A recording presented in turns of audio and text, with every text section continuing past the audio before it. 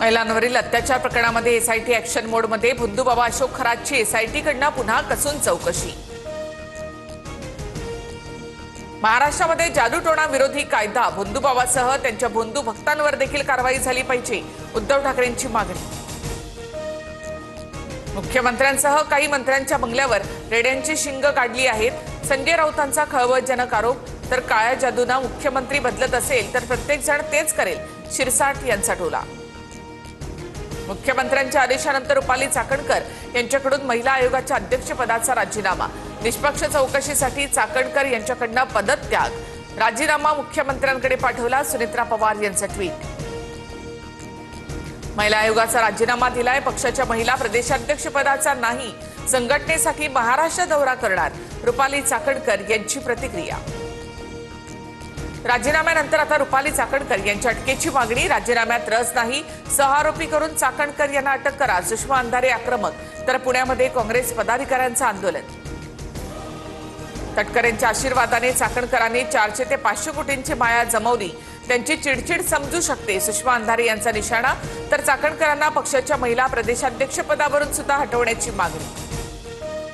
चाकणकर पुण्याच्या त्यांना कोणीतरी भोंदू खरातकडे नेलं असेल, चौकशीत सर्व समोर येईल, छगन भुजबळ यांची प्रतिक्रिया। शेवटी कर्म ज्या शिडीनं वर गेला त्याच शिडीनं खाली आलात, चाकणकरांच्या राजीनाम्यावरून रोहिणी खडसेंची टीका, आणखी काही गोष्टी बाहेर येतील, वेट अँड वॉच, रोहिणी खडसेंचा इशारा।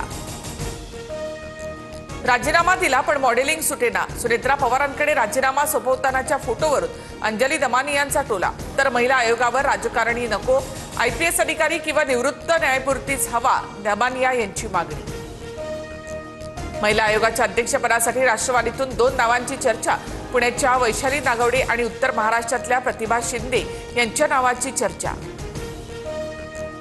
लिंगपिसाट खरातसोबतच्या नवरत्नांचा सीडीआर तपासा, अनेक मंत्री भोंदूला आहारी, त्या मंत्र्यांचे राजीनामे घ्या, काँग्रेस नेते विजय वडेट्टीवार यांची मागणी।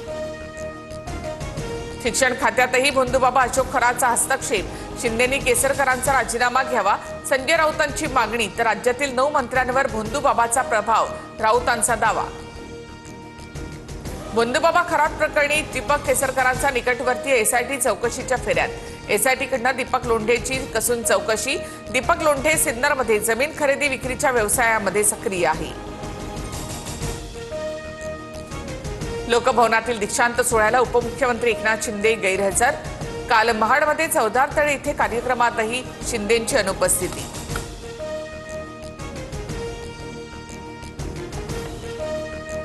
भोंदू अशोक खरातचा आणखी एक कारनामा समोर, उपचाराच्या नावाखाली अल्पवयीन मुलीवर अघोरी प्रकार केल्याचा सीसीटीव्ही समोर, केबल टेस्टर आणि तांत्रिक उपकरणाचा वापर करून खरातची भोंदूगिरी।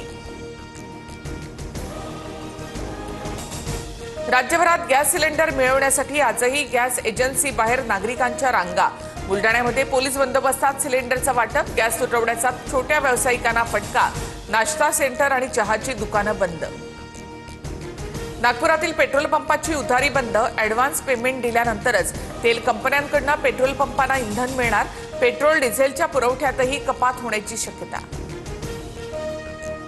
सराफ बाजारामध्ये सोनं चांदीच्या दरात घसरण सुरूच, 24 तासात सोन्याच्या दरात 4 हजारांची घसरण, तर चांदी 6 हजारांनी स्वस्त, सोनं आता प्रतितोळा 1,48,000वर।